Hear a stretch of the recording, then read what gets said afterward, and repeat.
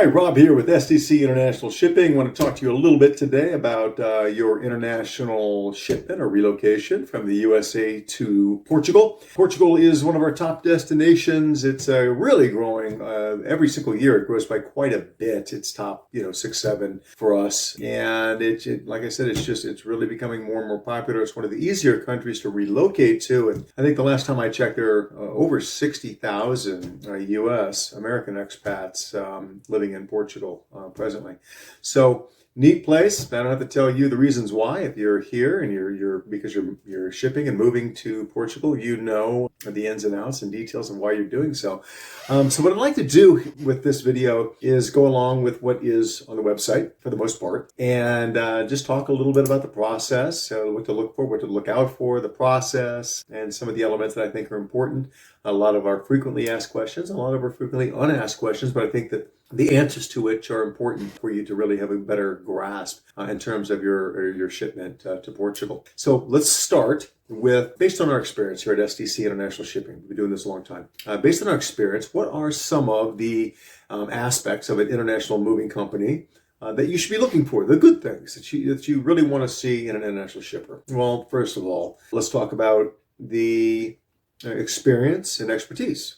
The company should be expert and have a ton of experience because there are more moving parts to the process than meet the eye, and you don't want to have problems. You want to make sure that everything goes from door to door, including the shipping and the clearing of customs and all of that, without any difficulties or challenges, because those sometimes can cost money or worse. So make sure that you're working with a company that is expert and has a lot of experience. And you can tell, I think, in you're dealing with some of your early interactions, I think, with your representative on the other side of the phone. I think that when you have questions, they can answer them pretty quickly. You'll have a good feel for if you're dealing with an expert or if you aren't. Next, let's talk about reviews. So the online reviews, Yelp, Google. You want to make sure that the company you're working with, you've checked those reviews, and that the preponderance of such reviews are 4 stars or better, preferably 4.5 stars. What about, you want to make sure also, the third thing is that the company that you're going to work with has taken the time to truly understand what your needs are, not only what you're shipping,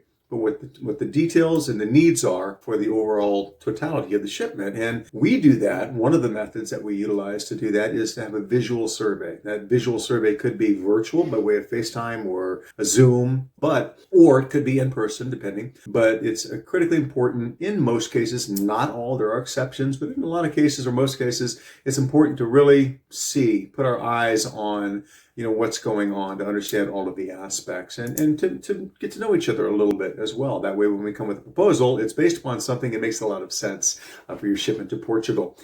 Next, I think it's important, very important for the company that you're going to work with to have an internal support and logistics team. The reason for that is any company can just go and throw a price out and book a job, but it's important that the company also has experts internally in the support and logistics arena who are going to step in and engage as well after the booking process is completed and walk you through the whole thing from start to finish. I mean, all the way through, gathering all the information, the documents, anything that's necessary so that we can clear customs easily, answer any of your questions, and also keep you apprised of the details and where we are in terms of the process. That's critically important. So make sure you look for a company with an internal support and logistics team that's going to stay with you after the booking process. The other side of that coin, let's talk about some of the things that, based on, again, our experience, that you want to watch out for. These are the red flags, perhaps. First of all, are you really working with a legitimate, true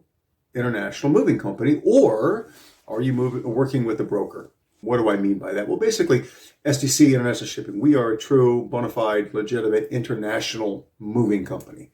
When you're talking to us, we're going to handle everything from start to finish. This is all we do, and it's really us, real people here. As opposed to something that we may call a broker.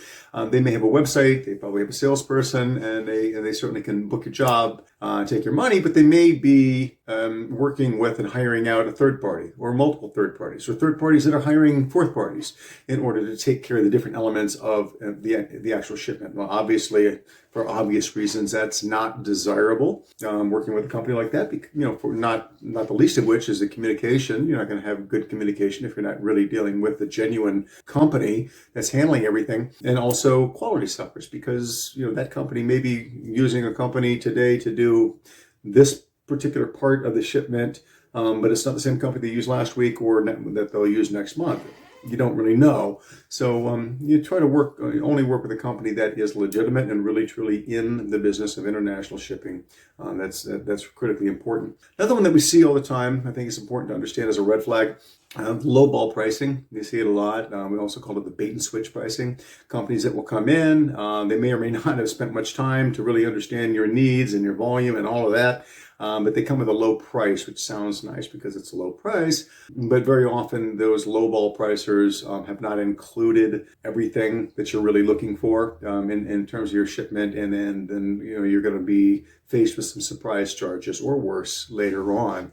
It's sort of like, if you've ever seen a commercial that said someone's advertising a particular product, is this starting at or as low as? What does that mean? This car is starting at X dollars. Well, does that include an engine? Well, no. Well, so ultimately it's going to be a lot more costly for what you're actually looking for. So the starting at price is something to watch out for. Another one that's a red flag, and this is more of a flashing neon red flag, is upfront cash deposits. In our opinion, companies should not be asking for, or it should be seen as a bright red flag if a company's asking for upfront cash deposits. And I'll leave that there. Another one, of course, the other side of, we talked about online reviews earlier, looking for good reviews. If you're seeing consistent negative reviews on like Yelp and Google, sites like that, Trustpilot, things like that, that is certainly a red flag. I don't have to say much more about that. And then the last one that I want to talk about is the lack of a comprehensive professional quote. Sure, when I or anyone at the SDC team, when we engage with a client, initially we're going to talk in generalities, estimates, ballparks, that kind of thing. Okay, that's fine. But when we come, and any legitimate company comes with a quote, a true, proper quote, it should be just that, a professional and comprehensive quote, spelling out not just the price, but for this price, what is included, and just as importantly, what is not included. That way you can kind of see what's this starting at or as low as price may not include a number of things that are very necessary in terms of what you're trying to accomplish. So lack of a comprehensive and professional quotation in writing is definitely a red flag in our opinion. Next, let's talk about the shipping process. This is something that's really important. I think it's really important for you to understand the shipping process to Portugal from start to finish. First, we're going to have that initial interaction, probably over the telephone, talk a little bit about what your needs are, what you're trying to do, when you're trying to do it, all of that, ask questions, we answer the questions, etc. That's step one. Step two, we move on to, if everything looks good, we're going to move on to trying to do that visual survey. Whether it's in person or virtual, we're going to try to really meet each other, put our eyes on what you're trying to do, really visually understand your needs, all of that. From there, we're going to provide a professional. Number three, provide that professional quotation and proposal based on everything that we've seen and understood, from our experience together. Once you have that, if everything looks good, then you would book. The booking process would, okay, yes, we're going to book. We're going to pick a time, a date for packing and wrapping and protecting and pick up, all of that. It could be, a 3-day process. It could be a few hour process, depending on the size of the move. From there, number four, ultimately everything is going to have to go from your origination point, your home, presumably in the USA. It's going to have to make its way to the port and get onto the ship, whether that's LCL in a shared container or it's a full container. It's going to have to get on the boat. And then it's going to ship across the ocean to Portugal. So there's a shipping process. The next step is to clear customs in Portugal. And after that, once the customs has been cleared, it's going to be delivered to your destination in Portugal, where we put everything exactly where you like it. The boxes go in whichever room you like, and the furniture is put, if it's been disassembled, in that case, it's going to be reassembled and put exactly where you like it. Any debris that might be around is going to be cleaned up and then we're gone. And that's the whole process. So I think that's helpful just to understand the steps involved of shipping your items internationally, in this case to Portugal. Necessary documents. I'm not going to get into the weeds on that too much. Just understand that for this particular shipment of your household goods, used household goods and personal effects, we're going to engage with you and make sure that we've got all the necessary documents so that's taken care of and it's trouble-free and smooth and we clear customs and all of that. Next one, this is important, and I'm not going to get too deep into the weeds on this, but what items can you not bring to Portugal as part of your household goods shipment? Now, keep in mind there are a couple different portions of that. There are a couple different categories of what you shouldn't bring. You have restricted items and you have prohibited items. Restricted means perhaps they can be shipped into the country, but they're restricted. So there's going to be some extra documentation and things that go along with that. So could be pre-approved authorization to ship the item in. It may come with a duty or a tax, things of that nature. Items that fall into that category typically are guns, things like that. Maybe they can come into the country, but you're going to have pre-registration and approval and all of that, and pay some taxes and inspections and all of that. Then you have items that are just straight up banned.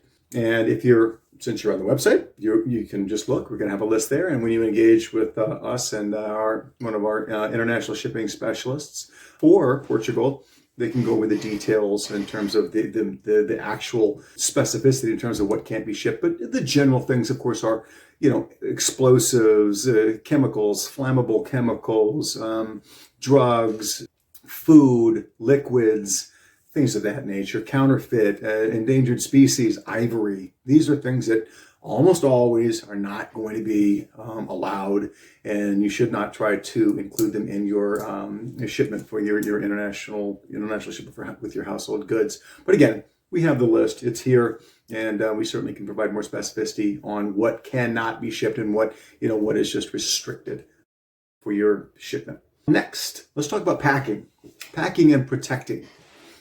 So when we show up at your origination point in the USA to pick your items up, we're going to wrap and protect the furniture, and we're going to pack. Wrapping and protecting, what does that mean? That means anything that is not going into a moving box. So a desk, an office chair, it could be something at your home, your bed, your coffee table, appliances, things of that nature. They're not going into a box, but they're going to be wrapped and protected as appropriate. We're going to take care of a metal filing cabinet differently than we're going to take care of a antique glass china cabinet. But just rest assured, the methodology is going to be different for each one, but they're going to be wrapped and protected appropriately. So it starts in point A, ends up in your destination in the exact same condition. So that is for furniture, things that are not going into a box. Now let's talk about boxes, packing of the actual moving boxes. A few different ways of handling that. First of all, we, the agent, we can professionally pack all of your boxes for you. We can label all the boxes and create the inventory list. That's part of the process. That's part of the service. Or, at your choice, you, the client, you can pack your boxes. You'd supply the boxes and the packing material and all of that, but it's perfectly acceptable for you to pack your boxes. Sometimes, very often actually, a client will say, well, I'm going to pack all of my boxes with the exception of however many, 5 or 3 or 10, whatever.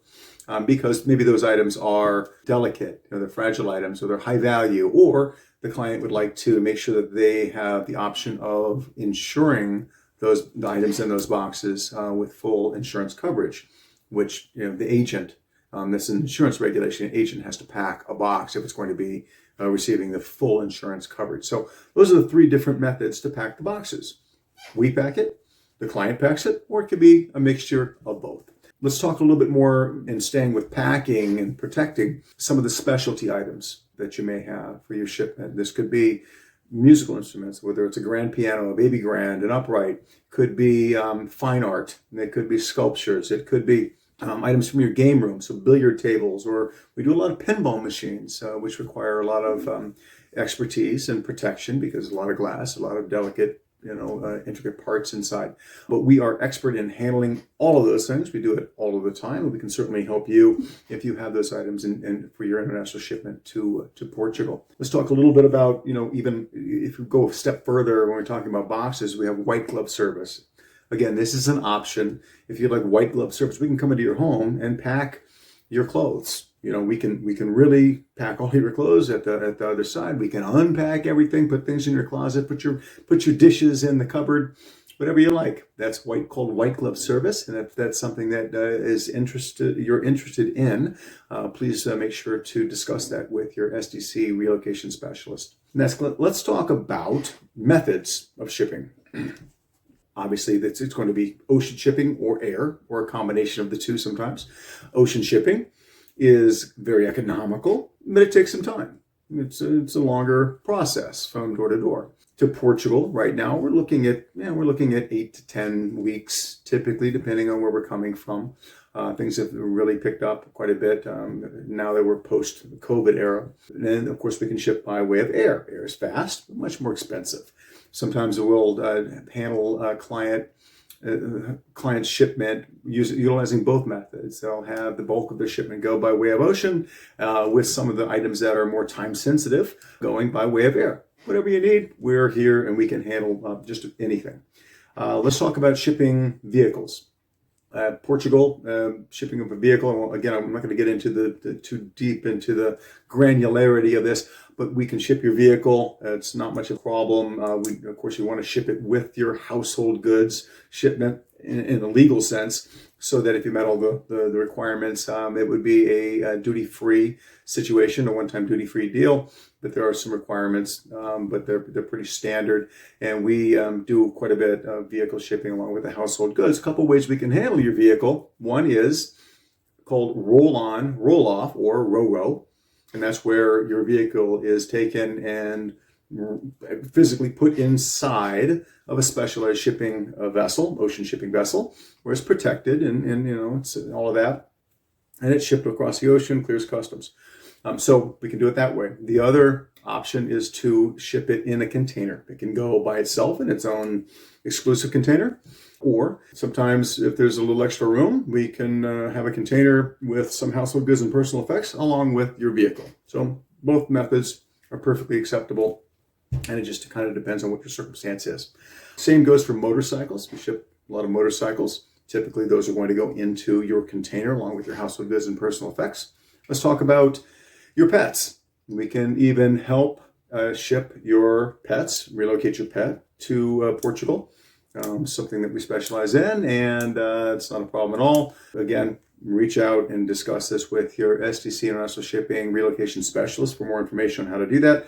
But we absolutely can help you with your furry friends and getting them to Portugal as well. Let's talk maritime or marine insurance. We discussed a little bit about that earlier, but for insuring your goods, there are a couple different ways to insure your goods from door to door. The first is what we call total loss insurance. Total loss insurance means just that.